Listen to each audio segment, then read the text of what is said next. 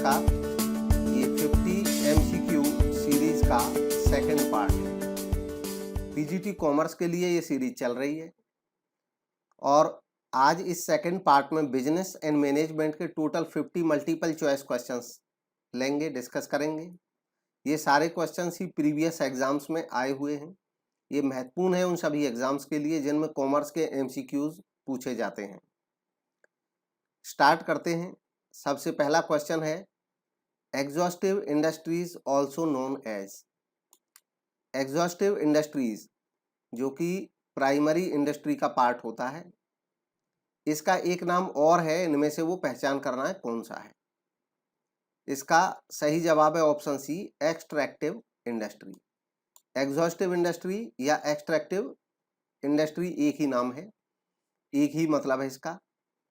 ये primary industry का part है और इसमें एक्सट्रैक्टिव इंडस्ट्री में सामान को, गुड्स को, मटेरियल को नेचर से एक्सट्रैक्शन किया जाता है, केवल उसको निकाला जाता है, उत्कर्षण किया जाता है। सी सही जवाब था। एक्सट्रैक्टिव इंडस्ट्री में हम क्या करते हैं, ड्रॉ आउट करते हैं प्रोडक्ट को नेचुरल सोर्सेज से।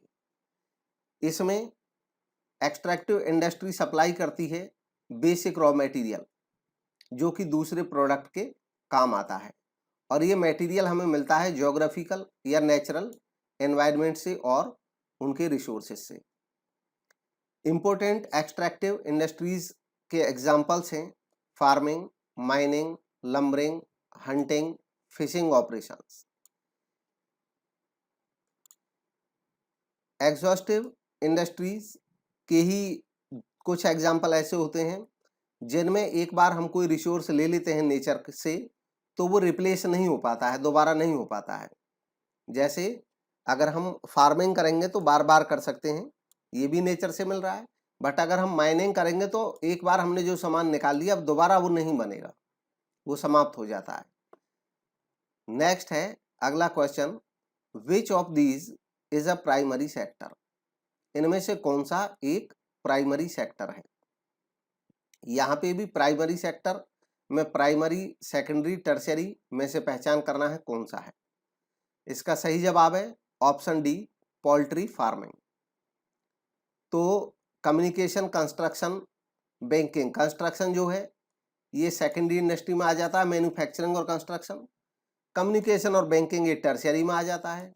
पोल्ट्री फार्मिंग ये प्राइमरी का ही हिस्सा है। सही जवाब ऑप्शन डी है। प्राइमरी इंडस्ट्री वो इंडस्ट्री होती है जिसमें हम नेचर से सामान लेते हैं और नेचर से जब सामान लेते हैं प्राइमरी इंडस्ट्री तो वो भी दो हिस्सों में बट जाती है, एक जेनेटिक होती है और दूसरी होती है एक्सट्रैक्शन। एक्सट्रैक्शन या एक्सट्रैक्टिव इंडस्ट्री में हम सामान केवल एक्सकर्शन करते हैं सामान का, जैसे माइन में से निकालना मटेरियल, और जो जेनेटिक है उसमें जेनेटिकली मॉडिफाइड करते हैं सामान को और तब उसको हम पैदा करते हैं, डेवलप करते हैं, लेकिन ये भी नेचर की मदद से ही होता है। नेक्स्ट देखेंगे, अगला क्वेश्चन है, which of the following does not characterise business activity. इनमें से कौन सा ऐसा है जो बिजनेस एक्टिविटी की कैरेक्टरिस्टिक नहीं है। गिवन ऑप्शंस में से सही जवाब है ऑप्शन डी, सैलरी और वेजेस। सैलरी या वेजेस ये मिलता है एम्प्लॉयमेंट के केस में, जो लोग एम्प्लॉयमेंट करते हैं। बाकी तीनों फीचर्स बिजनेस एक्टिविटी की हैं। इसमें गुड्स का प्रोडक्शन, गुड्स और सर्विसेज का प्रोडक्शन भी हो सकता है, इसके अलावा सेल परचेज भी होता है, वो भी बिजनेस में आता है। Presence of risk, business activity में हमेशा रिस्क बनी रहती है। सेल और exchange of goods and services ये भी बिजनेस एक्टिविटी का ही फीचर है। तो डी ऑप्शन इसका सही था। बाकी ये फीचर्स हैं बिजनेस एक्टिविटीज की। नेक्स्ट क्वेश्चन देखेंगे, the industry which combines various ingredients into a new product is known as. Industry का वह टाइप जिसमें अलग अलग इंग्रेडिएंट्स होते हैं हमारे पास और उनको हम कंबाइन करते हैं एक ही प्रोडक्ट में, उसको किस नाम से जानते हैं। इसका सही जवाब है ऑप्शन बी, सिंथेटिकल इंडस्ट्री। ये मैन्युफैक्चरिंग इंडस्ट्री के पार्ट है, उनका ही क्लासिफिकेशन है। इन सभी को समझते हैं ये क्या होते हैं। ऑप्शन बी इसमें करेक्ट ऑप्शन है। देखिए मैन्युफैक्चरिंग इंडस्ट्री कौन सी इंडस्ट्री होती है, ये वो इंडस्ट्री है जो रॉ मटेरियल ले लेती है प्राइमरी इंडस्ट्री से और उसको बाद में सेमी फिनिश्ड या फिनिश्ड गुड्स में के रूप में तैयार करती है, लोगों के लिए ज़्यादा उनको यूजफुल बना देती है, फॉर्म यूटिलिटी प्रोवाइड करती है मैन्युफैक्चरिंग इंडस्ट्री रूप परिवर्तन करके। जैसे हम प्राइमरी इंडस्ट्री से टिम्बर ले लेंगे और उस टिम्बर से हम फिर फर्नीचर का निर्माण करेंगे, फर्नीचर बनाएंगे, तो वो मैन्युफैक्चरिंग इंडस्ट्री है। हम फॉर्म में चेंज करके उसको ज़्यादा उपयोगी बना देते हैं। मैन्युफैक्चरिंग इंडस्ट्री आगे फिर बट जाती है एनालिटिकल, सिंथेटिक, प्रोसेसिंग, असेंबलिंग। इसमें सबसे पहले एनालिटिकल इंडस्ट्री कौन सी होती है, ये मैन्युफैक्चरिंग का वो पार्ट है जिसमें किसी प्रोडक्ट को एनालाइज किया जाता है और जब उसको एनालाइज करते हैं, प्रोसेस करते हैं, तो उससे कई तरह के प्रोडक्ट फाइनल प्रोडक्ट के तौर पे हमें मिलते हैं। जैसे क्रूड ऑयल, कच्चा तेल, जो कच्चा पेट्रोलियम या कच्चा तेल जिसको कहते हैं, उसको जब प्रोसेस करते हैं तो हमें उसमें से kerosene, petrol, gas, diesel etcetera ये सब मिलता है। ये एनालिटिकल इंडस्ट्री का एग्जाम्पल है। नेक्स्ट है प्रोसेसिंग इंडस्ट्री। प्रोसेसिंग इंडस्ट्री की खास बात ये होती है कि इसमें कोई प्रोडक्ट पास होता है कई प्रोसेसेस से, वेरियस प्रोसेसेस से, और हर एक प्रोसेस का जो एक आउटपुट निकल करके आता है अगली प्रोसेस के लिए वही रॉ मटेरियल बन जाता है। फिनिश्ड प्रोडक्ट एक प्रोसेस का जो होता है वो अगली प्रोसेस के लिए रॉ मटेरियल का काम करता है।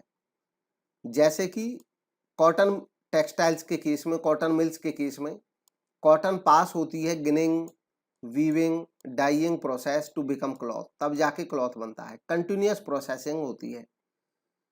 शुगर इंडस्ट्री और पेपर इंडस्ट्री भी इसी का एग्जाम्पल है।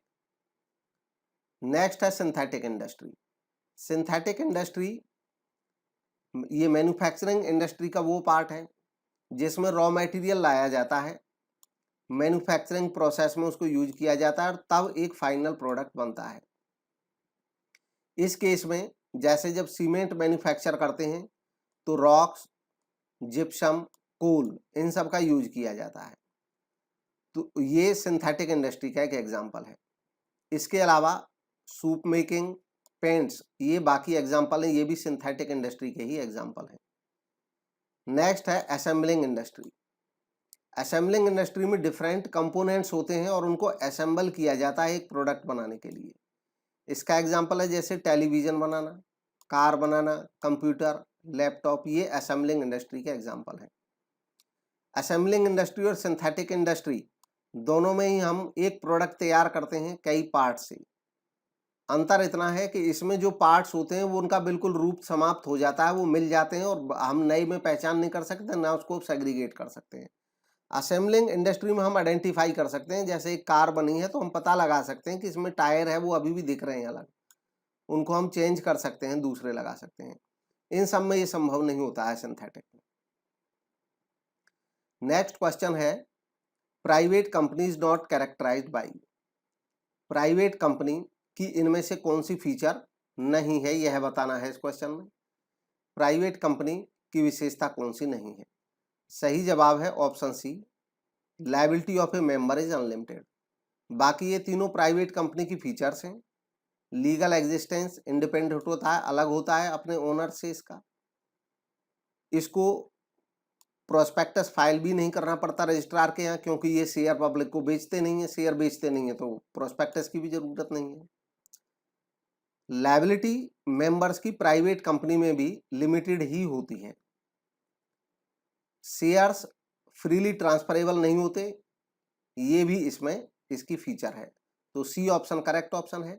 इसके ऊपर एक क्वेरी थी आप लोगों की कि liability of a member is unlimited, ऐसा क्यों होता है? देखिए इसमें अनलिमिटेड तो रहती नहीं है इंडिया में, हालांकि अनलिमिटेड लायबिलिटी भी कंपनी के केस में हो सकती है, बट इंडिया में जो प्रचलन है वो ये है कि कंपनीज के केस में लायबिलिटी लिमिटेड रहती है। लायबिलिटी लिमिटेड रहती है चाहे वो प्राइवेट कंपनी है और चाहे वो कोई पब्लिक कंपनी है, दोनों के ही केस में लायबिलिटी लिमिटेड रहती है। अब ये लिमिटेड लायबिलिटी का मतलब क्या है? वर्ड लिमिट का मतलब ये होता है कि अगर कभी कंपनी फेल हो जाए और कंपनी पे बाहरी लोगों के कर्जे बहुत ज़्यादा हो जाएं, तो जो उसके ओनर हैं वो किस लिमिट तक लायबल होंगे उस कर्जे को पे करने के लिए, क्योंकि कंपनी तो वैधानिक रूप में अलग व्यक्ति है। तो कंपनी जब वैधानिक रूप से अलग व्यक्ति है तो कंपनी ने अपने एक व्यक्ति की हैसियत से किसी से लोन लिया। आज मान लो कंपनी फेल हो जाती है और वो लोन चुकाने में असमर्थ हो जाती है, तो जो शेयर होल्डर हैं, जो ओनर हैं, उनकी लायबिलिटी कितनी होगी? तो कंपनी के केस में उनकी लायबिलिटी लिमिटेड होती है। लिमिटेड का मतलब है उनकी लायबिलिटी की एक लिमिट है। कंपनी को चाहे जितना ज़्यादा लॉस हो जाए, लेकिन जो शेयर होल्डर्स हैं वो ज़्यादा से ज़्यादा उतना ही पैसा देंगे जितनी उनकी लायबिलिटी है। उनकी लायबिलिटी लिमिटेड होती है या तो बाई शेयर्स या बाई गारंटी। शेयर्स के केस में कंपनी के जो शेयर होल्डर्स होते हैं उनकी लायबिलिटी उस शेयर की फेस वैल्यू तक होती है।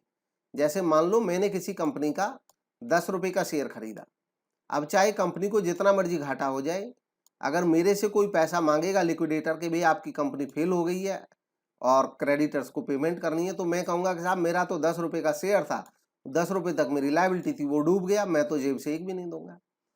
हाँ, अगर मान लो मैंने 10 रुपये नहीं दिए होते, अभी तक 8 रुपये ही दिए होते और शेयर की फेस वैल्यू 10 रुपये और 2 रुपये नहीं दिए मैंने, तो अब मेरी लायबिलिटी इतनी है कि मैं 2 रुपये और दे सकता हूँ। भैया आपको ज़्यादा से ज़्यादा 10 रुपये का शेयर था, मेरी लायबिलिटी वहां तक थी। यही लिमिटेड लायबिलिटी का कॉन्सेप्ट है। नेक्स्ट है, तो ये सी इसका सही जवाब था।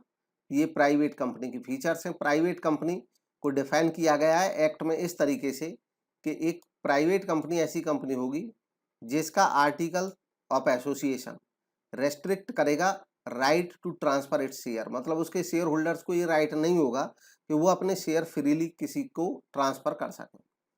इसके अलावा कम से कम 2 मेंबर होंगे प्राइवेट कंपनी में, accept in case of 1% company. OPC India में एक नया कॉन्सेप्ट है। पहले हम लोग प्राइवेट कंपनी और पब्लिक कंपनी पढ़ते थे, और जो प्राइवेट कंपनी है उसमें हम मिनिमम 2 मेंबर की बात करते हैं आज भी, और पब्लिक कंपनी में हम मिनिमम 7 मेंबर्स की बात करते हैं।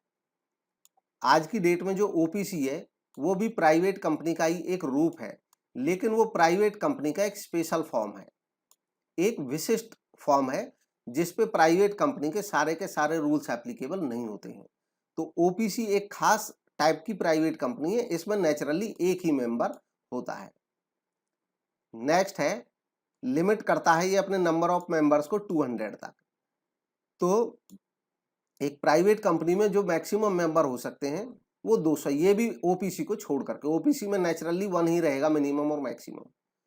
बाकी प्राइवेट कंपनी जो ऑर्डिनरी प्राइवेट है उनमें ज्यादा से ज्यादा 200 हो सकते हैं, कम से कम 2। इसमें एक्सक्लूडिंग इट्स एम्प्लॉय, यानी कि कोई प्रेजेंट या पास्ट कोई भी एम्प्लॉय शेयर होल्डर्स की काउंटिंग में शामिल नहीं होगा। अब इन जनरल सामान्यतया लायबिलिटी एक मेंबर की प्राइवेट कंपनी में लिमिटेड होती है, और लिमिटेड का मतलब होता है कि अगर कोई लॉस हो जाए कंपनी को तो शेयर होल्डर लायबल होगा केवल शेयर की फेस वैल्यू तक या उसने जो गारंटी दी हुई है उस अमाउंट तक।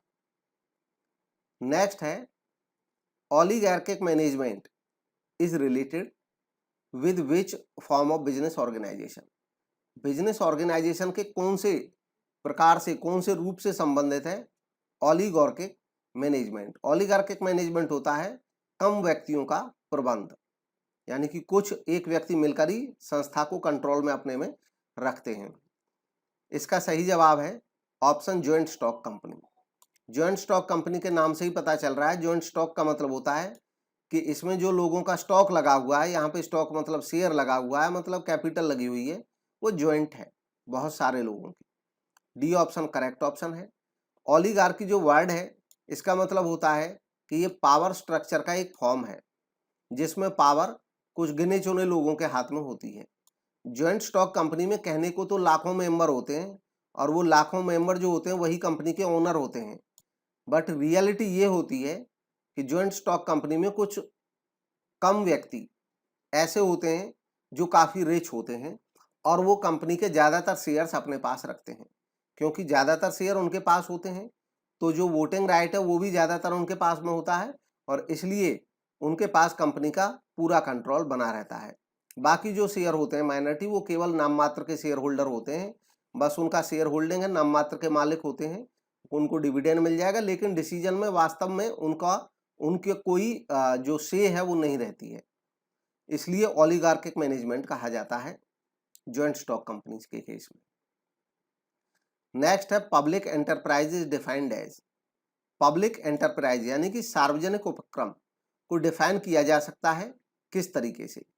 एक सार्वजनिक उपक्रम को हम डिफाइन कर सकते हैं, जो गिवन ऑप्शन है वो डी सही है, कि एक ऑर्गेनाइजेशन जो ओन की जाए, मतलब जिसका मालिक, और मैनेज की जाए जिसका मैनेजर पब्लिक अथॉरिटी हो, यानी कि जो सार्वजनिक अधिकारी हैं वो हों, for definite set of public purpose, और उसका जो उद्देश्य है वो भी पब्लिक पर्पज है, यानी कि आम जन के हित में उस संस्था को बनाया गया हो। तो ऐसी संस्थाओं को पब्लिक अंडरटेकिंग या पब्लिक इंस्टीट्यूशंस या पब्लिक एंटरप्राइज कहा जाता है। डी ऑप्शन इसमें करेक्ट ऑप्शन है। अब पब्लिक एंटरप्राइज जो होते हैं इनके भी 3 फॉर्म हो सकते हैं मुख्य तौर पे। डिपार्टमेंटल अंडरटेकिंग होते हैं सरकार के प्रत्यक्ष नियंत्रण में, स्टैट्यूटरी कॉरपोरेशन हो सकते हैं किसी स्टैट्यूट यानी कि विधान के नियंत्रण में, कानून के नियंत्रण में, और गवर्नमेंट कंपनी, ये कंपनीज एक्ट के तहत स्थापित एक कंपनी ही होती है। इसमें 51% या उससे ज्यादा शेयर सरकार का रहता है। नेक्स्ट क्वेश्चन है which one of the following statement is true. इनमें से कौन सा स्टेटमेंट ट्रू है?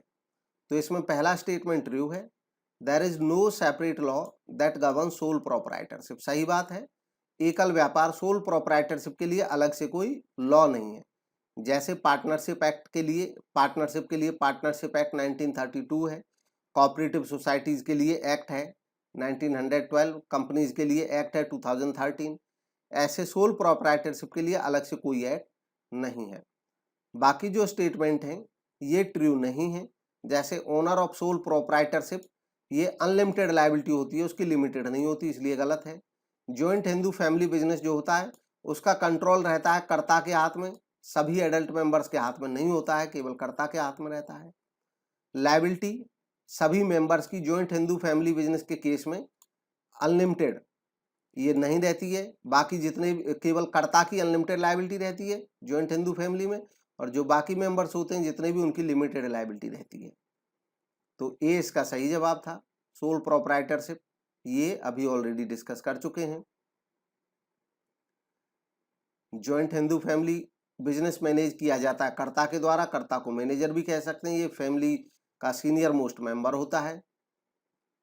नेक्स्ट है partner who becomes a partner in the firm by agreement invest capital. एक ऐसा पार्टनर जो फर्म में पार्टनर बनता है एग्रीमेंट करके, कैपिटल भी इन्वेस्ट करता है, लेकिन कभी एक्टिव पार्ट प्ले नहीं करता, संस्था के काम में हाथ नहीं बटाता, उसको क्या कहते हैं?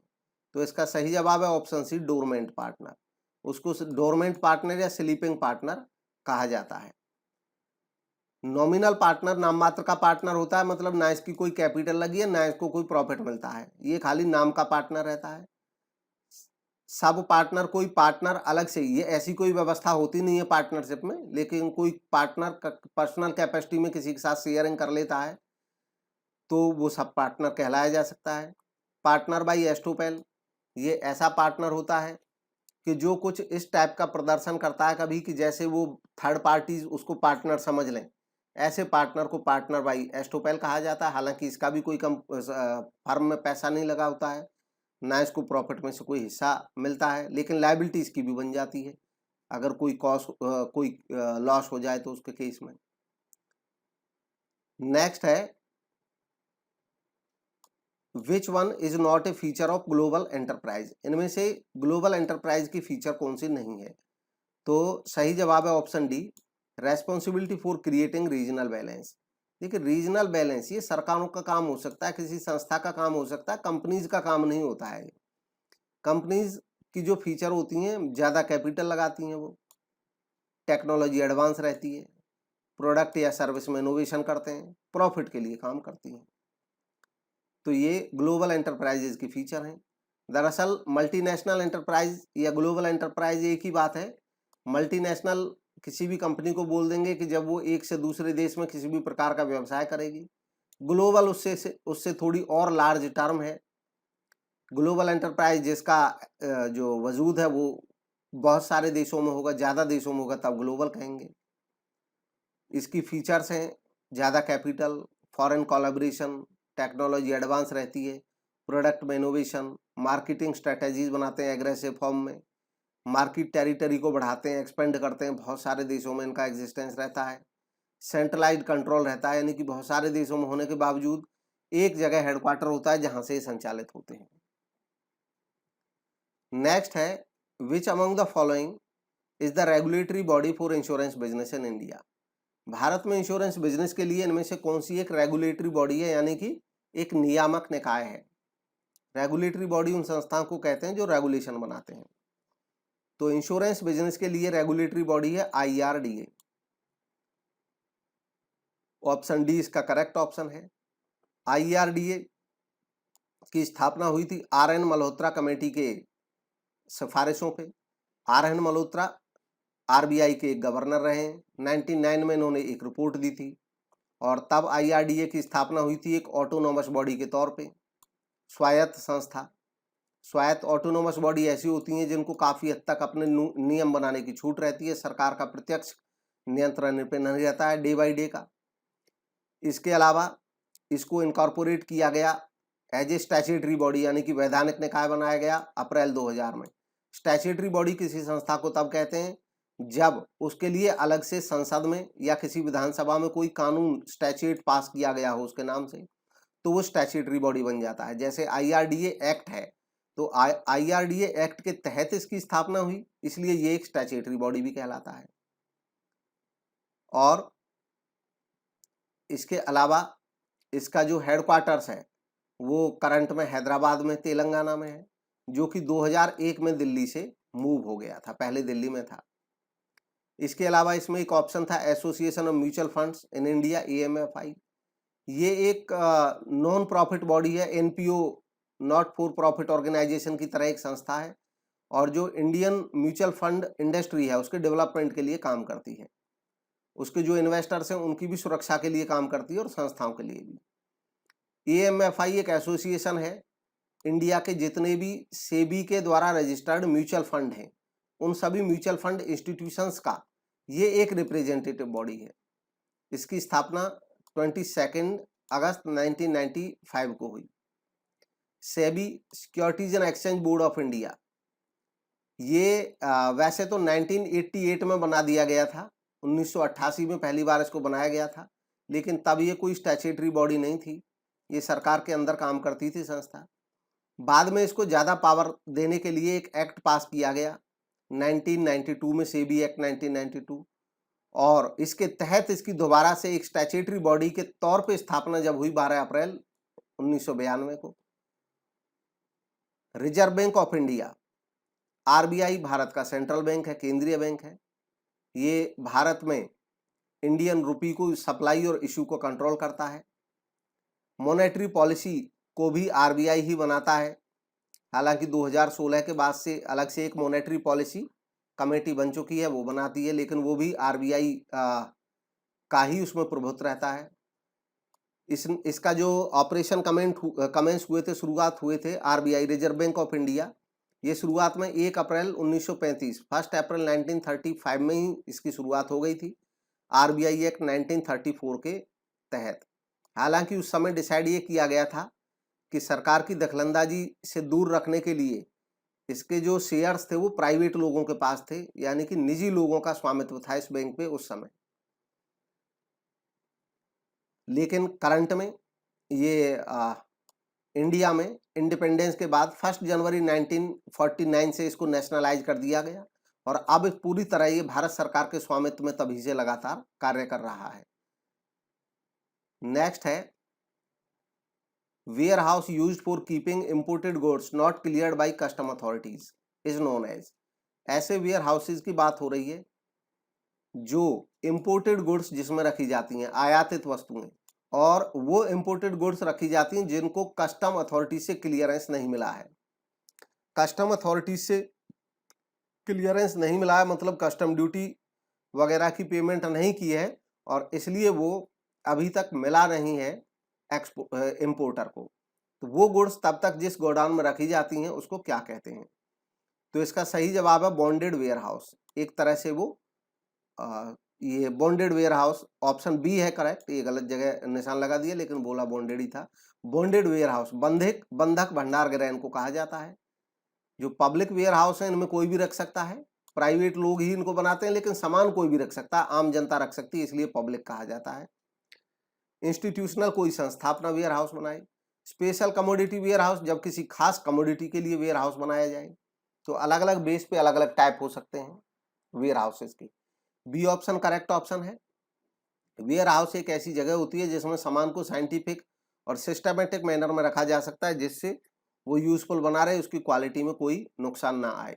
वेयर हाउस के types, private warehouse. Private warehouse तब कहा जाता है जब कोई व्यक्ति अपने पर्सनल सामान को रखने के लिए बनाता है, जैसे कोई कंपनी केवल अपना सामान रखे तो वो प्राइवेट वेयर हाउस है।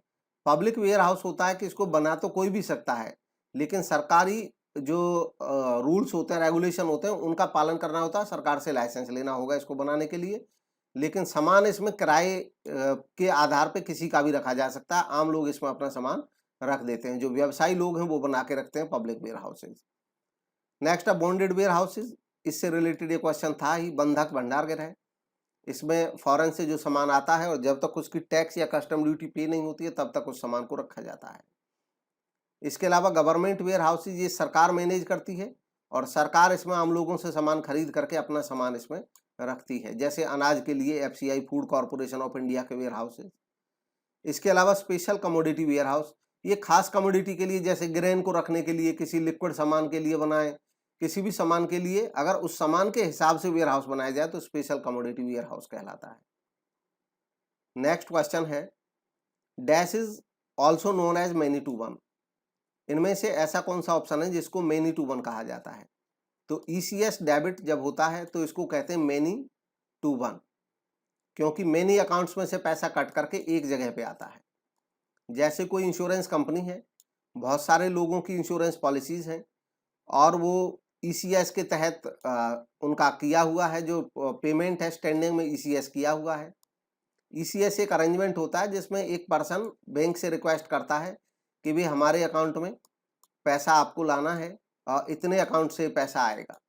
अब सारे कस्टमर से एक ही बार में उनके अकाउंट से पैसा डेबिट होकर के हमारे अकाउंट में आ जाएगा, यानी कि मैनी टू वन पैसा आएगा।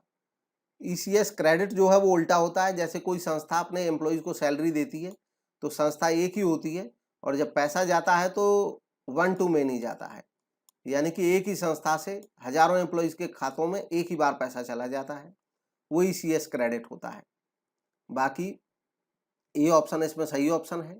ईएफटी जो होता है और ईसीएस होता है ये एक ही होते हैं, दोनों में ही ऑनलाइन ट्रांजैक्शन होता है। अंतर केवल इतना होता है कि ईएफटी जो होता है वो रेगुलर नहीं होता है, एक बार कोई पर्सन अपने अकाउंट में से दूसरे के अकाउंट में ट्रांसफर करा सकता है पैसा। ईसीएस रेगुलर बेसिस पे होता है, जैसे हमारी कोई किस्त चल रही है, इंस्टॉलमेंट है, उसके लिए। बाकी ईसीएस क्रेडिट और ईसीएस डेबिट अभी डिस्कस किया। नेक्स्ट है प्रिंसिपल ऑफ यूबेरिमेई फिदेई इम्प्लाइज फॉर। ये जो प्रिंसिपल है ये क्या कहता है? दरअसल ये इंश्योरेंस से रिलेटेड एक प्रिंसिपल है और इसका मानना होता है अटमोस्ट गुड फेथ या absolute good faith between the insured and the insurer. Insurance कराने वाला और इंश्योरेंस करने वाला, उन दोनों के बीच में परम सद्विश्वास का होना ये आवश्यक होता है एक इंश्योरेंस के कॉन्ट्रैक्ट के लिए। ये एक लैटिन फ्रेज है जिसका मतलब ही है अटमोस्ट गुड फेथ। नेक्स्ट है 15th question, which of the following services of department of post is on the pattern of courier service. Department of post, Bharat का जो पोस्ट डिपार्टमेंट है, इसमें से उसकी बहुत सारी सर्विसेज हैं, ये सारी सर्विसेज उसकी हैं, तो कौन सी सर्विस ऐसी है जो कुरियर सर्विस की भांति है? कुरियर एक प्राइवेट सर्विस है, तो इसमें से जो रजिस्टर्ड पार्सल है वो कुरियर सर्विस की तरह ही होता है। ऑप्शन सी सही ऑप्शन है। कुरियर सर्विस में सामान फास्ट और क्विक डोर स्टेप डिलीवरी हो जाती है। स्पीड पोस्ट में भी फास्ट डिलीवरी होती है, ये भारत का इंडिया पोस्ट सर्विस की एक सर्विस है, इसमें लेटर्स वगैरह भेजे जाते हैं या पार्सल। इसकी खूबी होती है स्पीड पोस्ट है, यानी कि इसमें जल्दी सामान टाइम बाउंड पहुंचाया जाता है।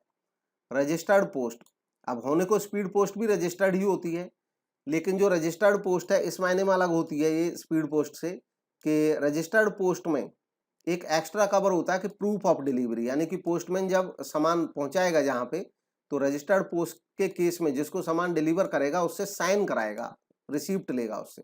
लेकिन स्पीड पोस्ट के केस में ऐसी कोई रिसिप्ट लेने की जरूरत नहीं रहती है। अब रजिस्टर्ड पोस्ट ही जब उसमें सामान भेजा जाता है, कोई गुड्स भेजी जाती है, तो उसको रजिस्टर्ड पार्सल कह दिया जाता है। मनी ऑर्डर एक सिस्टम होता है जिसमें मनी एक से दूसरी जगह भेजा जाता है। आजकल कम यूज होता है, ऑनलाइन बैंकिंग होने लग गई है। जब ऑनलाइन बैंकिंग नहीं थी तो लोग जो दूर दराज के क्षेत्रों में रहते थे वो मनी ऑर्डर के माध्यम से अपने घरों में पैसे भेजते थे। इसमें पेई उस पर्सन को कहते हैं जिसके पास पैसा भेजा जा रहा है, रेमिटर उस पर्सन को कहते हैं जो पैसा भेजता है। नेक्स्ट क्वेश्चन है, which one of the following insurance contracts is not based on the principle of indemnity. Indemnity यानी कि क्षतिपूर्ति। इनमें से कौन सा इंश्योरेंस ऐसा है जिसमें प्रिंसिपल ऑफ इंडेमनिटी लागू नहीं होता है? तो ऑप्शन सी, लाइफ इंश्योरेंस के केस में इंडेमनिटी लागू नहीं होता है, बाकी फायर और मरीन इंश्योरेंस में लागू होता है। इंडेमनिटी का मतलब क्षति की पूर्ति। अब फायर इंश्योरेंस में जैसे आपने किसी सामान का फायर इंश्योरेंस कराया तो इंश्योरेंस कंपनी आपके क्षति की पूर्ति करेगी, लेकिन लाइफ इंश्योरेंस के केस में ऐसा संभव ही नहीं है, क्योंकि एक व्यक्ति का जो मूल्य है उसको आंका नहीं जा सकता है, तो इसलिए इसमें एप्लीकेबल नहीं होता है। सी ऑप्शन करेक्ट था। नेक्स्ट है 17, विच of the following areas is relevant for knowledge process outsourcing. इनमें से कौन से एरियाज रेलिवेंट हैं केपीओ के लिए, नॉलेज प्रोसेस आउटसोर्सिंग? जैसे कॉल सेंटर्स जिनको हम बीपीओ के नाम से जानते हैं, बिजनेस प्रोसेस आउटसोर्सिंग, बीपीओ का ही एक मॉडर्न रूप है केपीओ, नॉलेज प्रोसेस आउटसोर्सिंग। इनमें से कौन सा एरिया रेलिवेंट है केपीओज के लिए, इसकी पहचान करनी है। तो गिवन ऑप्शंस में से जो सही जवाब है वो है option B, investment research services. दरअसल इसमें नॉलेज या स्किल बेस्ड जो एक्टिविटीज होती हैं वो आती हैं, तो बी जो ऑप्शन है वो करेक्ट ऑप्शन है। केपीओ बीपीओ का ही एक नया फॉर्म है। केपीओ प्रोवाइड करता है knowledge based activities, investment research service, market research, data analysis या अन्य कोई भी एजुकेशन बेस्ड भी हो सकती हैं सर्विसेज। नेक्स्ट है, the chief executive officer of a firm can know the previous day sales down to a penny because of the increased capacity of information technology. अब देखिए, चीफ एग्जीक्यूटिव ऑफिसर पिछले दिन की जो सेल है उसको एकदम पेनी तक पता कर सकता है, पैसों तक पता कर सकता है, नेट टू नेट, और जल्दी पता कर सकता है। और ऐसा किस कारण से हो पाता है? तो इसमें से जो सही जवाब है वो option B, real time management, जहां पे इंफॉर्मेशन रियल टाइम में शेयर हो रही हो। आजकल ये ऑनलाइन जो ट्रांजैक्शंस होती हैं उनकी वजह से संभव हो पाया है कि इधर आप एक जगह पैसा जमा कर रहे हो, दूसरी जगह विद इन मतलब एक माइक्रो सेकंड में कहेंगे वो दिख जाएगा दूसरी जगह आपको तुरंत। तो ये इसका बी ऑप्शन सही जवाब है। इसमें जिस दिन on the day happen information मिल जाती है, जिस दिन कोई ट्रांजैक्शन हो रही है same day real time basis पे उसका इंफॉर्मेशन दूसरी जगह चला जाता है। नेक्स्ट है, the process of managing the sales ledger of a client by a financial service company is called. ऐसी प्रोसेस को क्या कहते हैं जिसमें किसी क्लाइंट का, किसी कंपनी का सेल्स लेजर मतलब जिन लोगों को वो उधार सामान बेचता है उनके रिकॉर्ड किसी फाइनेंशियल सर्विस कंपनी द्वारा मेंटेन किए जाते हैं, इसको क्या कहते हैं? तो इसका सही जवाब है ऑप्शन डी, फैक्टरिंग। ये एक फाइनेंशियल सर्विस होती है और फैक्टर फाइनेंशियल सर्विस प्रोवाइड करने वाले को कहते हैं। फैक्टरिंग यहाँ से डिटेल में समझ सकते हैं। फैक्टरिंग ऐसी फाइनेंशियल सर्विस होती है जिसमें फैक्टर अपनी सेवाएं देता है, और वो डिफरेंट टाइप की सेवाएं होती हैं बिजनेसमैन के लिए। बिल डिस्काउंट कराना, कलेक्शन ऑफ क्लाइंट डेट, यानी कि हमारे जो क्लाइंट्स पे डेट है उनको कलेक्ट करने का काम। इसके अलावा हमारे ग्राहकों की जो क्रेडिट वर्दीनेस है उसकी जानकारी भी मिल जाती है। अब ये फैक्टरिंग दो तरह की हो सकती है, रिकोर्स हो सकती है, नॉन रिकोर्स। रिकोर्स फैक्टरिंग के केस में एक रिस्क बनी रहती है बिजनेसमैन की। जैसे हमें अपने जो डेटर थे वो किसी को बेच भी दिए, लेकिन अगर पैसा नहीं मिला डेटर से तो हमारा जो फैक्टर है वो उसको हमें ही फिर से वापस भेज देगा, रिकोर्स कर देगा कि भाई आप ही अपने डेटर से अब निपटिए। मतलब वो गारंटी नहीं लेता है हमारे लॉस की, वो हम ही को बियर करना पड़ जाता है, प्रोटेक्शन नहीं मिलती है। जबकि नॉन रिकोर्स फैक्टरिंग में खासियत ये होती है कि हमने एक बार किसी फैक्टर को जिम्मेदारी दे दी कि भाई आप पैसा लोगे तो अब हमारी जिम्मेदारी खत्म, रिस्क हमारी नहीं है, हमारे पास वो रिकोर्स होकर नहीं आने वाला है। अब डेट, हमें पैसा मिल जाएगा जो शुरू में हमारा एग्रीमेंट हुआ है। दरअसल इसमें कोई जो मेजर सर्विस होती है फैक्टरिंग में, उसमें क्या होती है कि कोई कंपनी अपना जो उधार जिन लोगों को बेचती है उन डेटर से स्वयं वसूल ना करके किसी पार्टी को ढूंढती है, उससे कहती है कि आप इनसे वसूल लो पैसा, और या तो हमें एडवांस में पैसा दे दो, बाकी जितना भी वसूल हो वो सारा आपका रहेगा, या अपना कमीशन ले लेना, वसूल के हमें देते रहना। तो ये जो पर्सन होता है जिसको वो ये सब ठेका देती है, कॉन्ट्रैक्ट देती है, इसको कहते हैं फैक्टर, और इस सर्विस को कहते हैं फैक्टरिंग। तो ये मेजर है, इसके अलावा बाकी भी सर्विसेज हैं इसमें। बाकी जो लीज है, लीज का मतलब होता है कि कोई किसी पर्सन से फिक्स उसकी एक स्पेसिफिक एसेट को किसी पर्टिकुलर पीरियड के लिए पर्टिकुलर किराए पे ले लिया जाता है। लेसर और लेसी के बीच में एक एग्रीमेंट हो जाता है। लेसर उस पर्सन को कहते हैं जो लीज पे देता है अपनी एसेट, लेसी उसको कहते हैं जो लीज पे लेता है एसेट। फॉरफिटिंग, फॉरफिटिंग जो है ये भी एक फैक्टर जैसा ही काम होता है, लेकिन ये एक्सपोर्ट के केस में होता है, इंटरनेशनल बिजनेस के केस में होता है। इसमें फाइनेंसिंग होती है जो एनेबल करती है एक्सपोर्टर को, जो अपना सामान भेज रहा है बाहर, कि वो इमीडिएट कैश ले सकता है सेल करके अपने medium and long term receivables. यानी कि एक्सपोर्टर ने विदेशों में जो सामान बेचा हुआ है तो उनसे मान लो हमें बाद में पैसा आएगा, उस रिसीवेबल्स को जो बाद में पैसा आना है उसको हम किसी पार्टी को बेच सकते हैं और उससे हम पैसा एडवांस में ले सकते हैं। इसको फोरफेटिंग कहा जाता है। सिक्योरिटाइजेशन एक टर्म है, ये भी एक फाइनेंशियल इंस्ट्रूमेंट है और एडवांस टाइप का फाइनेंशियल इंस्ट्रूमेंट है। इसमें जो बैंक या फाइनेंशियल इंस्टीट्यूशंस होते हैं वो क्या करते हैं कि वो जो आम लोगों को लोन देते हैं, जैसे रेजिडेंशियल लोन दे दिया मकान बनाने के लिए, कॉमर्शियल लोन दे दिए, ऑटो लोन दे दिए, क्रेडिट कार्ड वगैरह दे रखे होते हैं, तो बैंकों का जो पैसा होता है वो लोन के रूप में बाहर गया होता है बहुत सारे लोगों के पास। अब बैंक को फंड की जरूरत होती है, तो एक नया सोर्स बैंक ने निकाला कि भी हम क्या करते हैं, इसका सिक्योरिटाइजेशन कर देते हैं। सिक्योरिटाइजेशन कैसे होता है, जैसे बैंक कहेगा कि हमने 100 करोड़ के होम लोन दिए हुए हैं और ये 100 करोड़ का जो होम लोन है इनका पैसा 10 साल बाद उन लोगों से मिलेगा, ये 10 साल के लिए होम लोन है, तब तक किस्त आती रहेंगी। तो बैंक ने क्या किया कि ये 10 साल तक हमें आएगा, और होम लोन का जो रेट मान लो बैंक ने रखा 7%। अब बैंक ने क्या किया, मार्केट में ये इन्वेस्टर्स को बेच दिया 5% पे, कि जो लोग पैसा लगाना चाहते हैं वो जैसे कॉमर्शियल ये सर्टिफिकेट ऑफ डिपॉजिट, सीडी एक इंस्ट्रूमेंट होता है शॉर्ट टर्म फॉर्मेट में, यानी कि जो लॉन्ग टर्म की फंडिंग थी वो शॉर्ट टर्म से बैंक अपना प्राप्त कर लेता है। वो कहता है कि 100 करोड़ हमने होम लोन के रूप में दिया हुआ है और हम 100 करोड़ के सीडी इशू कर रहे हैं। जो इन्वेस्टर सीडी खरीदेंगे वो बैंक के पास 100 करोड़ जमा कर देंगे और बैंक ने इसी नाम पे एक होम लोन दिया हुआ है। अब ये जो बैंक ने सीडी इशू किए तो इनकी जमानत हो गई एक तरह से ये होम लोन, मतलब बैंक अपने आप में सिक्योर भी हो गया। जो पैसा लिया टेंशन फ्री है कि ये होम लोन से पैसा आएगा, उसी से पैसा चुक जाएगा। जब प्रिंसिपल आएगा तो प्रिंसिपल वापस हो जाएगा और इस होम लोन से जो ब्याज आता रहेगा उससे ये सीडी का ब्याज देता रहेगा सर्टिफिकेट ऑफ डिपॉजिट को। होम लोन से 7% आएगा, इस पे बैंक इसके इन्वेस्टर को 5% देगा। तो इस तरीके से फायदा क्या हुआ, 2% बैंक आसानी से कमा लेगा, नई जगह से उसको पैसा नहीं लेना पड़ा। इन्वेस्टर को ये फायदा होगा कि उनका जो इन्वेस्टमेंट है वो प्रोटेक्ट हो गया, क्योंकि ये जो सिक्योरिटी, ये जो सीडी इश्यू हुआ है ये होम लोन्स के अगेंस्ट है, तो इनके लिए इन्वेस्टर के लिए भी सुरक्षा हो गई। तो इसी को कहते हैं सिक्योरिटाइजेशन, जब हम अपने लोन को, लोन की जो अमाउंट है उसकी सिक्योरिटी बना करके इन्वेस्टर्स को बेच दें और पैसा वहां से ले लें, और फिर हम नया लोन दे सकते हैं, फंड आ जाएगा, लिक्विडिटी बढ़ जाएगी। Next, refactoring charges have to be paid in the case of, जो रीफैक्टरिंग चार्जेज हैं वो पे करने होंगे किस केस में। तो गिवन ऑप्शंस में से जो सही जवाब है वो है विद रिकोर्स फैक्टरिंग। अभी हमने रिकोर्स फैक्टरिंग की बात करी थी कि फैक्टरिंग में रिकोर्स वो टाइप होता है जब जैसे हमने अपने डेटर किसी को बेच दिए, किसी कलेक्शन एजेंट को, और हमने कहा कि आप कलेक्ट कर लेना, बाद में उसने बताया कि ये आपका कुछ एक 10,000 का डेटर है, उसने पैसा देने से मना कर दिया है, ये डेटर अब आप ही लो, आप ही निपटना है इससे। तो वो तो टेंशन से वो तो जिनसे कलेक्शन हो गया उनका कलेक्ट करके उसने दे दिया।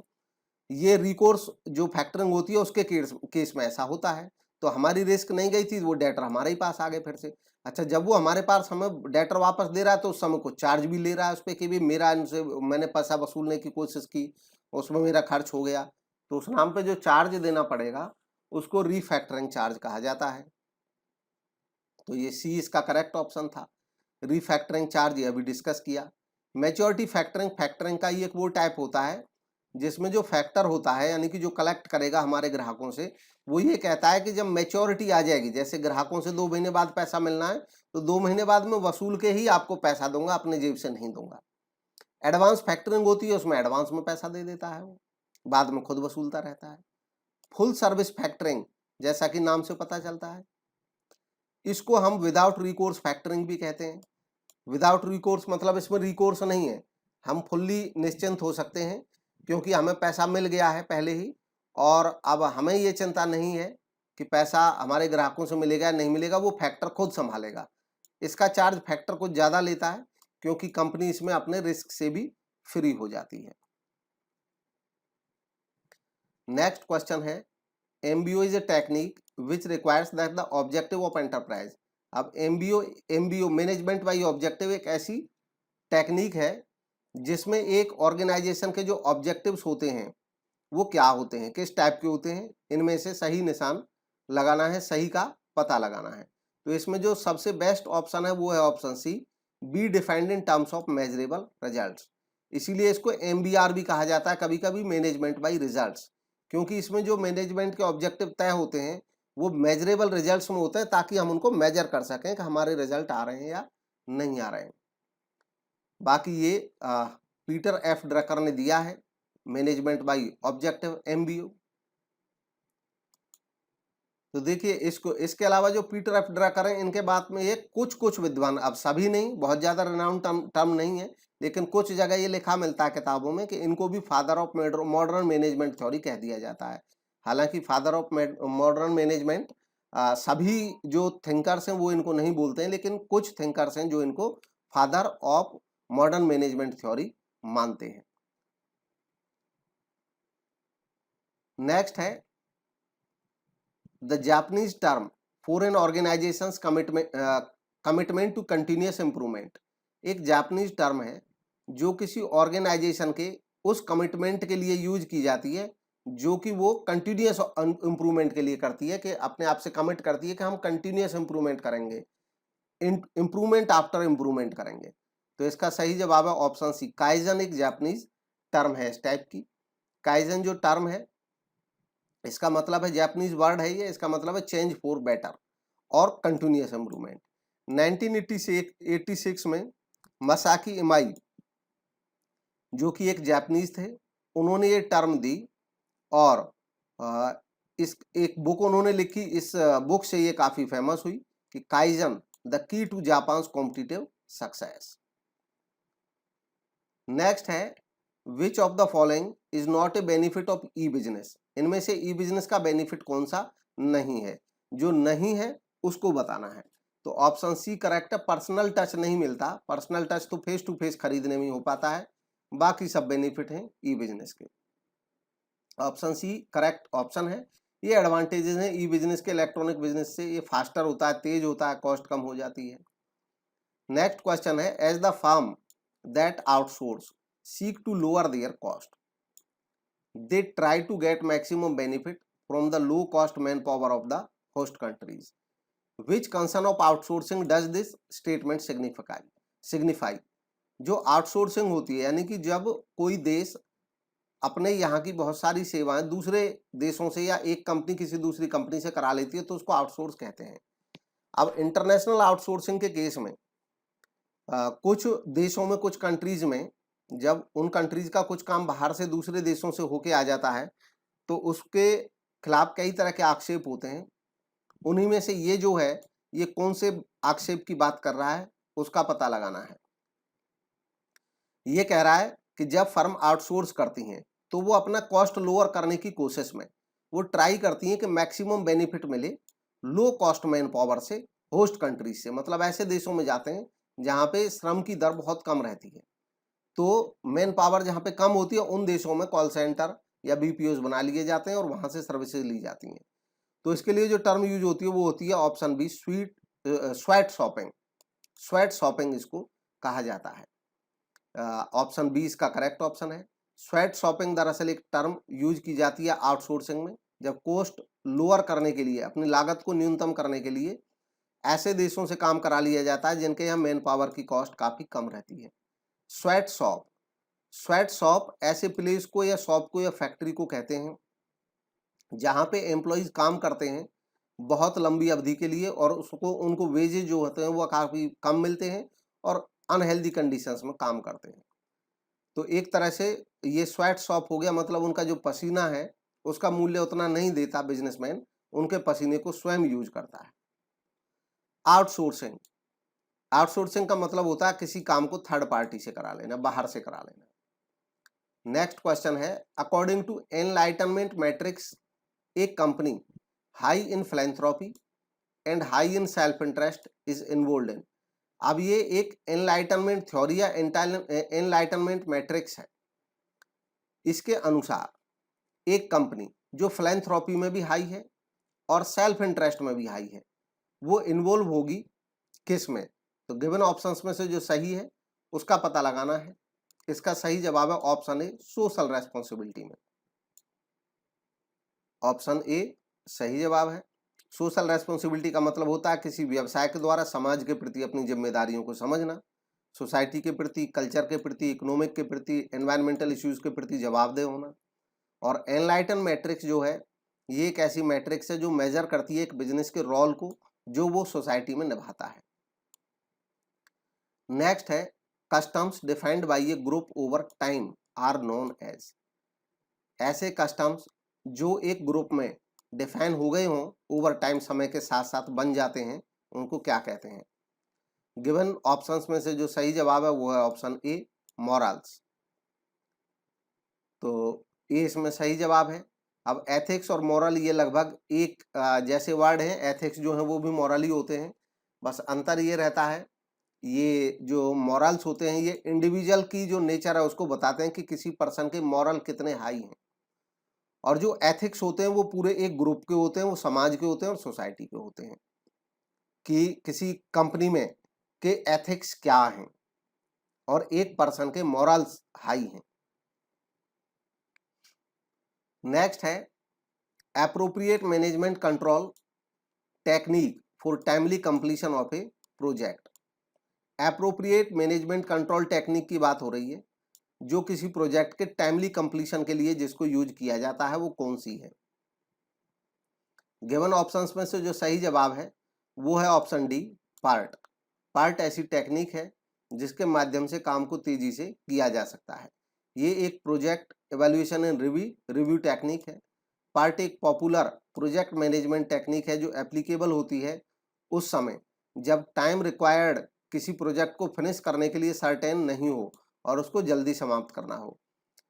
पार्ट का जो मेन फोकस रहता है वो होता है समय को मिनिमम करना। दरअसल इसमें पार्ट में पूरी एक्टिविटी को अलग अलग हिस्सों में बांट दिया जाता है और हर हिस्से के लिए समय निर्धारित कर दिया जाता है। नेक्स्ट है, the Graicunas theory of span of control was propounded bye.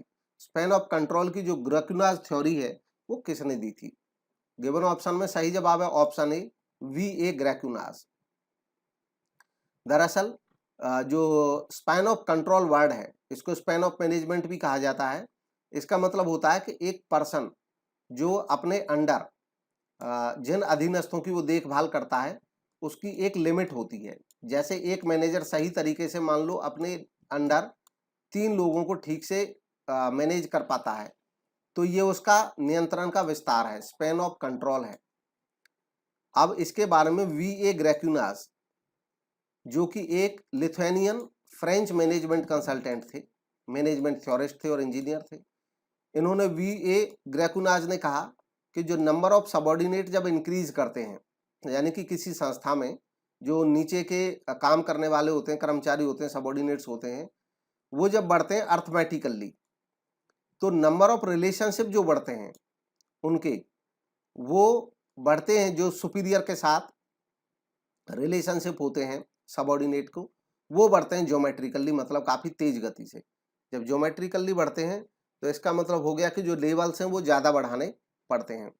इसलिए ऐसे केस में एक सुपीरियर जो होता है वो केवल एक लिमिटेड नंबर ऑफ सबऑर्डिनेट को ही मेंटेन कर पाता है। इससे आगे अगर वो जाएगा तो कंट्रोल करना मुश्किल हो जाता है।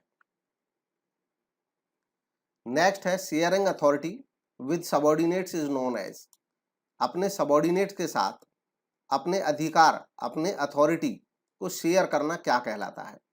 तो इसका सही जवाब है option C, delegation of authority, authority को डेलीगेट करना। गिवन ऑप्शन में ऑप्शन सी सही है। डेलीगेशन का मतलब होता है कि एक मैनेजर अपने सबॉर्डिनेट को अपना कोई काम डेलीगेट करता है। जब कोई काम यानी कि टास्क उसको सौंपता है तो जो नेसेसरी अथॉरिटी है उस काम को पूरा करने के लिए वो भी सौंपनी होती है। नेक्स्ट है, which one of the following is not an element of principle of utilitarianism. Utilitarianism का जो प्रिंसिपल है उसका इनमें से एलिमेंट कौन सा नहीं है? तो गिवन ऑप्शन में ऑप्शन डी सही है, नन ऑफ दीज, क्योंकि ये तीनों ही उसके एलिमेंट हैं। यूटिलिटेरियनिज्म जो टर्म है ये इसका मतलब होता है कि एथिकल जो थ्योरीज हैं डिफरेंट एथिक्स से रिलेटेड, उन सब को मिलाकर के ही यूटिलिटेरियनिज्म कहा जाता है। इसका मतलब होता है कि किसी एक्शन की यूटिलिटी क्या है, उसके आधार पे उस एक्शन को जांचा और परखा जाता है कि वो एक्शन सही है या गलत है। उसका जो इफेक्ट है, प्रभाव है, उसको देखा जाता है। यूटिलिटेरियन थ्योरीज जनरली 4 एलिमेंट्स रहते हैं उनके in general: consequentialism, welfarism, impartiality and additive aggregationism. इसके अलावा क्लासिकल यूटिलिटेरियनिज्म एक्सेप्ट करता है 2 और थ्योरीज को, एलिमेंट्स को, हेडोनिज्म और total view of population ethics. अब इसमें जो बाकी टर्म है, कॉन्सिक्वेंशलिज्म, ये एक अम्ब्रेला टर्म है जो मॉरल थ्योरीज के लिए यूज होती है।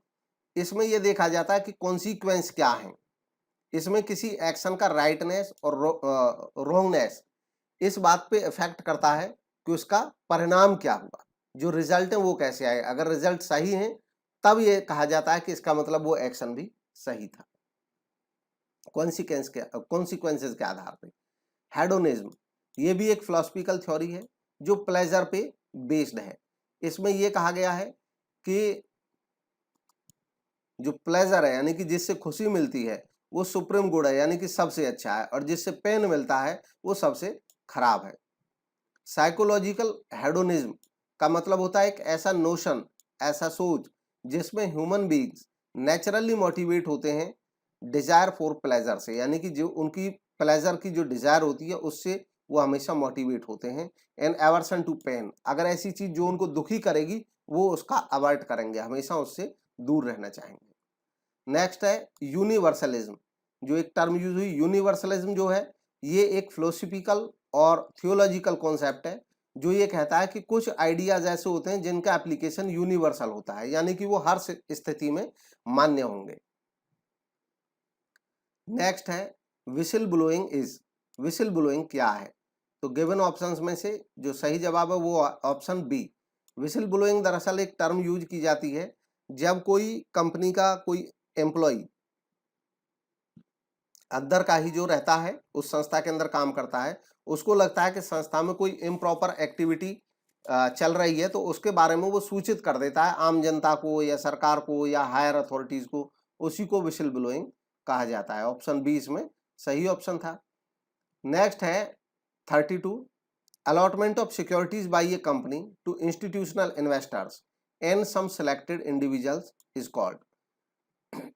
जब अलॉटमेंट किया जाता है सिक्योरिटीज का किसी कंपनी के द्वारा इंस्टीट्यूशनल इन्वेस्टर्स को, यानी कि किसी संस्था को शेयर बेच दिए जाए डायरेक्ट, या कुछ सिलेक्टेड इंडिविजुअल्स को, पहले से ही सिलेक्ट किए गए लोगों को, तब उसको क्या कहा जाता है?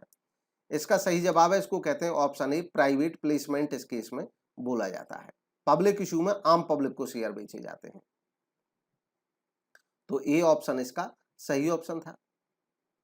प्राइवेट प्लेसमेंट में आम लोगों को सीधे बेचे जाते हैं, पब्लिक प्लेसमेंट में आम पब्लिक को बेचे जाते हैं। नेक्स्ट है which of the Henri Fayol's 14 principles of management depicts the phrase one head one plan. Henri Fayol के जो 14 प्रिंसिपल्स हैं मैनेजमेंट के, उनमें एक फ्रेज एक प्रिंसिपल में यूज होती है, उस प्रिंसिपल की पहचान करनी है कि वन हेड वन प्लान, यहाँ पे वन प्लान की बात हो रही है। तो इसका सही जवाब है unity of direction, option A. Option A इसका करेक्ट ऑप्शन है। यूनिटी ऑफ डायरेक्शन का मतलब होता है कि जो भी एक्टिविटीज हैं जिनका ऑब्जेक्टिव सेम हो वो एक मैनेजर के द्वारा डायरेक्ट होनी चाहिए और एक ही उनके लिए प्लान बनाया जाना चाहिए। फॉर एग्जाम्पल जैसे मार्केटिंग एक्टिविटीज हैं, अब उसमें advertising, sales, promotion, pricing policy कई हो सकती हैं, लेकिन जितनी भी मार्केटिंग एक्टिविटीज हैं ये केवल एक वन मैनेजर, मार्केटिंग मैनेजर जो होता है उसके द्वारा डायरेक्टेड होनी चाहिए ताकि जो ऑब्जेक्टिव है वो अच्छे से अचीव हो सके। नेक्स्ट है doctrine of ultra vires is related to. Ultra vires का जो डॉक्ट्राइन है वो किससे रिलेटेड है, कौन से एक्ट से रिलेटेड है? तो गिवन ऑप्शंस में से जो सही जवाब है वो है ऑप्शन सी, कंपनीज एक्ट से रिलेटेड है। इसमें दरअसल एक कंपनी के संदर्भ में इसको यूज किया जाता है। अल्ट्रा वायर जो टर्म है इसमें अल्ट्रा का मतलब होता है बियॉन्ड और वायर्स का मतलब होता है पावर, यानी कि अपनी पावर से बाहर जाके कुछ करना। डॉक्ट्राइन ऑफ अल्ट्रा वायर्स ये फंडामेंटल रूल है कंपनी लॉ का। ये कहता है कि कोई भी ऐसा कार्य जो कंपनी के द्वारा किया जाए या कोई ऐसा कॉन्ट्रैक्ट जो डायरेक्टर्स के द्वारा किया जाए कंपनी के बिहाफ पे, उसको नल और वॉइड मान लिया जाएगा, यानी कि व्यर्थ मान लिया जाएगा अगर ये है beyond the powers vested in the directors. Directors को जो पावर मिली हुई है अगर ये उन पावर्स से बाहर जाकर के उन्होंने कोई एग्रीमेंट किसी से कर लिया है तो ऐसा एग्रीमेंट नल एंड वॉइड माना जाएगा। ना तो ये डायरेक्टर्स ना तो ये कंपनी ही इसको लागू करा पाएगा और ना ही जो बाहरी पक्षकार है जिसके साथ ये एग्रीमेंट हुआ है वो ही इसको अप्लाई करा पाएगा। नेक्स्ट है in the year 2005 which expert committee recommended the formation of 1% company OPC. जो 1% कंपनी का कॉन्सेप्ट है, इंडिया में जो 1% कंपनी का कॉन्सेप्ट फॉर्मेशन में आया, जो स्टार्ट किया गया, कौन सी एक्सपर्ट कमेटी की सिफारिशों के आधार पर यह हुआ? गिवन ऑप्शन में सही ऑप्शन है ऑप्शन बी, जे ईरानी एक्सपर्ट कमेटी के आधार पर यह लागू हुआ। 1% कंपनी इंट्रोड्यूस हुआ कंपनीज एक्ट 2013 में और ये कॉन्सेप्ट ओपीसी का रेकमेंड किया था expert committee doctor J Irani ने 2005 में। नेक्स्ट है SDR are popularly known as. SDR special drawing rights, इनको पॉपुलरली किस नाम से जाना जाता है? तो गिवन ऑप्शन में जो सही जवाब है वो है ऑप्शन डी, पेपर गोल्ड इनको कहा जाता है, कागजी स्वर्ण इनको कहा जाता है। हालांकि खास बात यह है कि ना तो ये पेपर में होते हैं करेंसी की तरह और ना ही ये गोल्ड में रहते हैं, बस इनको बोला जाता है पेपर गोल्ड। द एसडीआर, जो एसडीआर से उनको क्रिएट किया गया था एक सप्लीमेंट्री इंटरनेशनल रिजर्व असेट के तौर पे ब्रेटन वुड्स के कॉन्टेक्स्ट में। एसडीआर सर्व करता है एक unit of measurement of the IMF. जैसे कोई भी देश अपनी करेंसी को किसी एक अपना जो मूल्य है, प्राइस है, उसको कोई करेंसी में मेजर करता है कि जैसे किसी देश का जीडीपी है तो वो कहेगा कि हमारा इतना रुपया जीडीपी है, इतने करोड़ रुपए, रुपए में मापेगा, कहीं पे डॉलर में मापेगा कोई देश। हर देश अपनी करेंसी में मापता है अपनी वैल्यू को।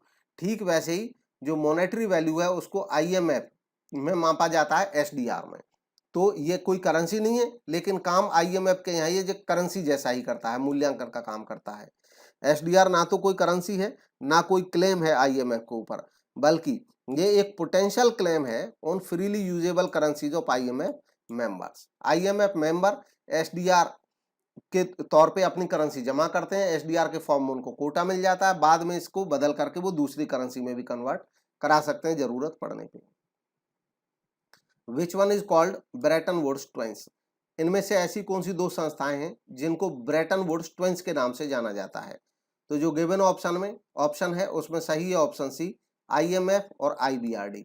इन दोनों को ट्विंस कहा जाता है क्योंकि ये ब्रेटन वुड्स समिट का रिजल्ट के रूप में ये दोनों संस्थाएं बन करके आई थी, एक ही निर्णय के आधार पे, एक ही डिसीजन के आधार पे। आईएमएफ जो है ये ओवरसी करता है, इसका काम है यह देखना कि वर्ल्ड का जो मॉनेटरी सिस्टम है उसमें स्टेबिलिटी बनी रहे, जबकि जो वर्ल्ड बैंक है इसका गोल है कि दुनिया से जो पॉवर्टी है उसको रिड्यूस करना, कम करना। दोनों ही ऑर्गेनाइजेशन वाशिंगटन डीसी में बेस्ड हैं। Washington DC district of Columbia, ये अमेरिका में एक कोलंबिया स्टेट है, उसका डिस्ट्रिक्ट है district of Columbia. Were established as part of Bretton Woods agreement in 1945। 1945 में ब्रेटन वुड्स एग्रीमेंट हुआ, ये दोनों ही उसका पार्ट है। नेक्स्ट है अंकटाड स्टैंड्स फॉर, तो यूएनसीटीएडी ये स्टैंड करता है किसके लिए, इसकी फुल फॉर्म क्या है, यह है इसमें केवल बताना है। तो गिवन ऑप्शन में सी ऑप्शन सही है, United Nations conference on trade and development. UNCTAD 1964 में ये अस्तित्व में आया। यह एक परमानेंट इंटर गवर्नमेंटल बॉडी है यूनाइटेड नेशंस की, और इसका जो पर्पज है वो है ट्रेड और डेवलपमेंट को प्रमोट करना, खास तौर पे डेवलपिंग कंट्रीज में। नेक्स्ट है what are the duties of a company secretary. Companies के केस में कंपनी सेक्रेटरी, कंपनी सचिव की ड्यूटी क्या होती है। गिवन ऑप्शन में सी ऑप्शन सही है, बोथ ए एंड बी, ये दोनों ही कंपनी सेक्रेटरी की ड्यूटी होती हैं। एडमिनिस्टर करना बोर्ड ऑफ जनरल मीटिंग को, और compliance of internal regulation and legislation, इन सब का पालन कराना, ये भी कंपनी सेक्रेटरी की ड्यूटीज हैं। बाकी ये कंपनी सेक्रेटरीज की ये डिफरेंट ड्यूटीज हैं जो वो समय समय पे संस्था में पूरा करता है।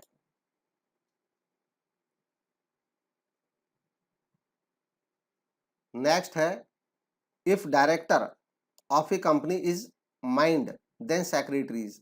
अगर कंपनी में डायरेक्टर को माइंड कहा जाता है तो जो सेक्रेटरी है वो क्या कहलाते हैं। तो ऑप्शन बी इसका करेक्ट ऑप्शन है, ईयर आइज एंड हैंड, क्योंकि जो सेक्रेटरी होता है वो एक्टिव रोल प्ले करता है किसी कंपनी में। किसी कंपनी के ईयर की तरह, एक पर्सन के ईयर की तरह वो कंपनी के बारे में जो जानकारी है वो प्राप्त करता है, वो देखता है और वो एक्टिव रोल प्ले करता है। नेक्स्ट है विच one is correct. Given options में से कौन सा करेक्ट है। इनमें से जो सही ऑप्शन है वो है ऑप्शन बी, ट्रेड क्रेडिट में इन्वॉल्व है इम्प्लीसिट कॉस्ट, यानी कि जो ट्रेड क्रेडिट होता है, ट्रेड क्रेडिट फाइनेंस का एक माध्यम होता है। फाइनेंस का माध्यम होता है कि जब हम किसी से उधार में सामान खरीद लेते हैं 3 महीने या 4 महीने के लिए, तो एक तरह से अगर हमें वो उधार नहीं मिलता तो हमें इतना पैसा कहीं से उधार लेना पड़ता, तब हम ये सामान लाते। अब सामान उधार नहीं लेना पड़ा, पैसा उधार नहीं लेना पड़ा कहीं से, सामान ही उधार मिल गया हमें। तो इस तरह से हमारी जो फाइनेंसिंग हो गई, ये भी एक, इसको ही ट्रेड क्रेडिट कहा जाता है। अब आमतौर पे देखने में ऐसा लगता है कि बाकी जो लोन होते हैं उनकी तो एक कॉस्ट होती है, लेकिन वो कॉस्ट एक्सप्लिसिट होती है। एक्सप्लिसिट मतलब क्लियर कट, वो दिखती है। अकाउंटेबल कॉस्ट होती है, मेजरेबल कॉस्ट होती है, उसको हम लिख सकते हैं। जैसे अगर हम लोन ले बैंक से तो उसके लिए हमको ब्याज देना पड़ेगा, इंटरेस्ट देना होगा, वो एक्सप्लिसिट कॉस्ट होगी। लेकिन अगर हम बिजनेसमैन से उधार ले लेते हैं अपने सप्लायर से, तो उसका ऐसा लगता है कि उसकी कोई कॉस्ट है नहीं, जबकि वास्तव में उसमें भी एक कॉस्ट रहती है जो कि आमतौर पे मतलब दिखती नहीं है, हमें पता नहीं चलता, हम कैश में क्योंकि पे नहीं करते हैं किसी को, वही इम्प्लीसिट कॉस्ट है। इसको ऐसे समझ सकते हैं जैसे हमने अपने सप्लायर से 1 लाख का सामान खरीदा, 1 लाख का सामान उसने कह दिया हमें कि भाई 4 महीने के उधार पे हमें दे दो, तो हमें लगेगा कि 4 महीने के लिए 1 लाख का काम चल गया। अब इसका दूसरा पॉइंट देखते हैं। मान लो हम किसी सप्लायर से 1 लाख का सामान लेते और हम उसको कहें कि हम भाई आज ही आपको कैश दे रहे हैं एडवांस, तो नेचुरली हम उससे डिस्काउंट मांगेंगे कि भाई हम तो कैश में पे कर रहे हैं, तो कुछ डिस्काउंट। उसने कहा ठीक है 10,000 छोड़ दूंगा। तो ये जो 1 लाख अगर हम कैश में एडवांस दे रहे हैं तो 10,000 वो छोड़ दे रहा है हमको, तो ये 10,000 जो छोड़ दे रहा है, इसलिए हमें केवल 90,000 देने पड़े। लेकिन यही सामान अगर हम कैश में नहीं दे रहे हैं, हम उधार ले रहे हैं, तो 1 लाख का आ रहा है। तो ये जो 10,000 एक्स्ट्रा हमें यहाँ पे देने पड़ रहे हैं, मतलब ऐसे हमें पता नहीं लगेगा देने पड़ रहे हैं, क्योंकि हम कहेंगे सामान तो 1 लाख का ही ले रहे हैं। लेकिन अगर हम कैश देके जो 10 लाख बचा सकते थे, अब वो नहीं बचा पा रहे हैं। This is called implicit cost. ये आंतरिक लागत है जिसको हम कैश में तो नहीं दे रहे, लेकिन अगर हम इसको यूज नहीं करते तो ये 10,000 हमें कहीं से बच जाते। बाकी जो स्टेटमेंट है वो करेक्ट नहीं है। ट्रेड क्रेडिट कोई कॉस्ट फ्री सोर्स नहीं होता है, इसकी भी एक कॉस्ट होती है। इसकी कॉस्ट जो होती है वो इम्प्लीसिट कॉस्ट होती है। With the increase of firm purchases, जब फर्म के उधार बढ़ते हैं तो trade credit decreases. Trade credit generally जब हम परचेज करते हैं ज़्यादा, तो अगर अन्य बातें समान रहें, तो अगर हम परचेज ज़्यादा करेंगे तो नेचुरली हमारे उधार परचेज भी का हिस्सा भी उनमें ज़्यादा रहेगा, अगर सब कुछ सामान्य रहे तो। नेक्स्ट है इंक्रीज इन, इसलिए ये भी स्टेटमेंट गलत है। नेक्स्ट है increase in deferred income reduces the firms liquidity, ये भी गलत स्टेटमेंट है। डेफर्ड इनकम अगर इंक्रीज होगी, डेफर्ड इनकम का मतलब होता है कि जो इनकम मिल तो गई लेकिन अभी वो इनकम होना बाकी है। तो इसका मतलब हो गया कि हमें कैश एडवांस में मिल गया कहीं से, लेकिन अभी वो काम करना बाकी है। जो हमें एडवांस कैश मिल जाता है वो हमारी लिक्विडिटी को बढ़ा देता है, रिड्यूस नहीं करता। लिक्विडिटी तो बढ़ गई क्योंकि कैश मिल गया। तो बी इसमें सही जवाब है। नेक्स्ट क्वेश्चन है 42, विच of the following statements does not clearly distinguish between entrepreneurship and management. इनमें से कौन सा स्टेटमेंट क्लियरली डिस्टिंग्विश नहीं करता है एंटरप्रेन्योरशिप और मैनेजमेंट के बीच में? तो गिवन ऑप्शन में जो सही जवाब है वो है ऑप्शन डी। बाकी जो है ये सब डिफरेंस बताते हैं कि एंटरप्रेन्योरशिप बिजनेस को फाउंड करता है जबकि मैनेजर उसको ऑपरेट करते हैं। एंटरप्रेन्योर्स जो होते हैं वो ओनर होते हैं बिजनेस के, जबकि मैनेजर एम्प्लॉय होते हैं। एंटरप्रेन्योर बदले में प्रॉफिट लेते हैं जबकि मैनेजर बदले में सैलरी लेता है।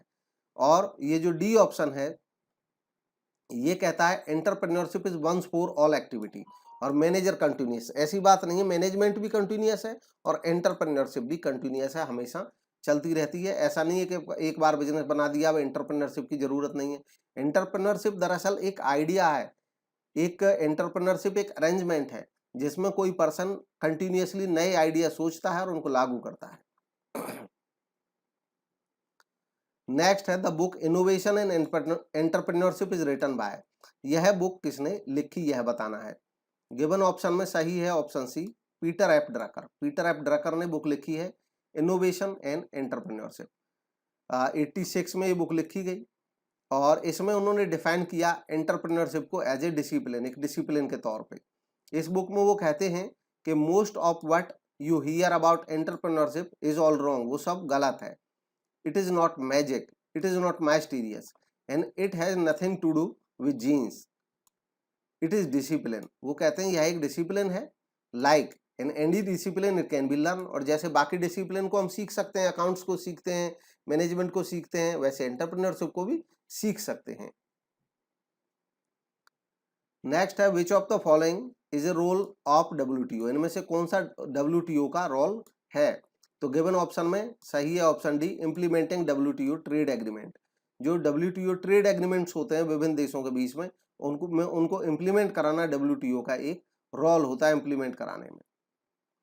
बाकी इसके WTO के रोल को इसके फंक्शन से समझ सकते हैं। ये एडमिनिस्ट्रेट करता है ट्रेड एग्रीमेंट्स को, ये एक्ट करता है एक फोरम के रूप में ट्रेड नेगोशिएशंस के लिए, एटसेट्रा। नेक्स्ट है which of these is not a function of World bank. इनमें से कौन सा वर्ल्ड बैंक का फंक्शन नहीं है यह बताना है। तो जो ऑप्शन ए है ये वर्ल्ड बैंक का फंक्शन नहीं है। To arbitrate on international trade disputes, ये इसका फंक्शन नहीं है आर्बिट्रेट करना। बाकी इसके फंक्शंस हैं। ये हेल्प करता है मेंबर कंट्रीज को रिकंस्ट्रक्शन और डेवलपमेंट में उनके देशों को। ये प्रमोट करता है long term balanced growth international trade का। ये एनकरेज करता है प्राइवेट फॉरेन इन्वेस्टमेंट और क्रेडिट गारंटी देता है रीपेमेंट के लिए। ए ऑप्शन इसका करेक्ट ऑप्शन था। तो वर्ल्ड बैंक एक ग्रुप है जिसमें कई सारी संस्थाएं हैं। मेजर संस्थाएं IBRD और IDA हैं। दरअसल वर्ल्ड बैंक की जो स्थापना हुई थी वो IBRD के नाम से ही हुई थी। अभी IBRD के साथ मिलकर के कुछ सहयोगी संस्थाएं, उन सबको मिला करके वर्ल्ड बैंक बोला जाता है। इसमें मेजर रोल है IBRD, ये international bank for reconstruction and development. Actually ये रिकंस्ट्रक्शन और डेवलपमेंट एक्टिविटीज के लिए लोन देता है। IDA ये एक जो पुअर कंट्रीज हैं उनको ये सस्ते ऋण देता है, इसलिए इसको soft loan window of World Bank भी कहा जाता है। नेक्स्ट है dash is said to have occurred when imports are being sold at an unfair price.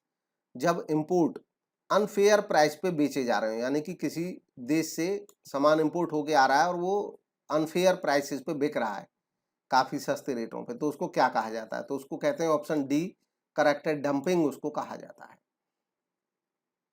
Dumping एक ऐसा टर्म है जो इंटरनेशनल ट्रेड में यूज किया जाता है जिसमें कोई विदेशी कंपनी अपने यहाँ जिस सामान को महंगा बेचती है उसको इस देश में उसको सस्ता बेच देती है, और उसका पर्पज जो होता है वो होता है कि यहाँ पे मार्केट में अपनी पैठ बनाना। अब इसमें भी प्रीडेटरी प्राइसिंग जो होता है ये डंपिंग का ही एक टाइप होता है, लेकिन ये डंपिंग से थोड़ा सा एडवांस होता है। क्योंकि डंपिंग में इरादा होता है मार्केट में पहुंच बनाना, जबकि प्रीडेटरी प्राइसिंग में इरादा होता है मार्केट में मोनोपोली लाना, कि मार्केट में जो कंपटीशन है उसको समाप्त कर देना है, जो कॉम्पिटिटर है उसको मार्केट से बाहर कर देना है, बाद में रेट बढ़ा दिए जाते हैं, इसमें इंटेंशन ये रहती है। प्राइस फिक्सिंग एक ऐसी प्रैक्टिस रहती है कुछ संस्थाओं की, जो फिक्स कर देते हैं प्राइस, चाहे लोअर या बढ़ाना, रेज करना, और उसका मकसद होता है वो सप्लाई और डिमांड को कंट्रोल करने के मकसद से ऐसा करते हैं। नेक्स्ट है ग्रे मार्केट। ग्रे मार्केट एक ऐसी मार्केट को कहा जाता है जिसमें प्रोडक्ट बेचे जाते हैं outside of the brand permission, जो ब्रांड के स्टोर्स होते हैं जहां परमिशन होती है उसके अलावा वो सामान्य जगहों पे बेचे जाते हैं। अब ये बेचे तो उससे बाहर जाते हैं ब्रांड की परमिशन से, लेकिन ये क्लियरली कोई इलीगल भी नहीं होते हैं। ऐसे केस में ब्रांड को नुकसान हो जाता है, क्योंकि लोग टैक्स बचा करके सस्ते में आम लोगों को इस सामान को बेच देते हैं, सामान वही ओरिजिनल रहता है। नेक्स्ट है on what date GATT was transformed into WTO। किस डेट पे गेट WTO के तौर पे ट्रांसफॉर्म हो गया था, बन गया था। तो गिवन ऑप्शन में जो सही जवाब है वो है ऑप्शन बी, 1 जनवरी 1995। पहले गेट एक ऐसी संस्था थी जो जिसका कोई ऑफिस नहीं था, केवल इसमें बातचीत चलती थी, general agreement on tariff and trade के लिए कोशिश रहती थी। इसकी कई दौर में ये वार्ता चली। जो 8वां दौर था उरुग्वे राउंड, वो लास्ट दौर था, और उसमें ही वो दौर चला था 1994 दिसंबर तक, और उसी के रिजल्ट में ये संस्था बन करके आई 48। The prime objective of international development association IDA, जो कि वर्ल्ड बैंक का ही एक पार्ट है, इसका प्राइम ऑब्जेक्टिव क्या है? तो गिवन ऑप्शन में सही है option A, assist the socio economic development of poor Nations by providing soft loan. ये सॉफ्ट लोन देता है, मतलब सस्ते ऋण देता है जिसपे ब्याज की दर काफी कम रहती है। यही इसका सही ऑप्शन है, ये इसका सही ऑप्शन है। नेक्स्ट है the NAFTA is a trilateral agreement between. NAFTA 3 देशों के बीच में, 3 पक्षों के बीच में एक एग्रीमेंट है। वो कौन कौन से 3 देश हैं इसका पता लगाना है। ऑप्शन ए सही ऑप्शन है, Canada, Mexico and the US, United states. तो गिवन ऑप्शन में ए सही ऑप्शन है। और जो नाफ्टा है ये अब समाप्त हो चुका है, इसकी जगह एक नया एग्रीमेंट हुआ है जिसको जाना जाता है USMCA के नाम से, United states Mexico Canada. Party अभी भी वही है, लेकिन इसकी जो कंडीशंस हैं उनमें कुछ बदलाव हुआ है। 1 जुलाई 2020 से ये इफेक्टेड है। नेक्स्ट और लास्ट क्वेश्चन है, the EXIM bank of India was setup in the year. Export import bank Bharat का किस ईयर में सेटअप हुआ? इसका सही जवाब है ऑप्शन डी, 1982 में। तो ये एक्सपोर्ट इंपोर्ट बैंक भारत में सेटअप किया गया 1982, और जो एक्ट था वो था 81, इसलिए export import bank of India act कहा जाता है 1981। इसका जो मेन टास्क है वो है फाइनेंस और फैसिलिटी और प्रमोट करना इंडिया के फॉरेन ट्रेड को।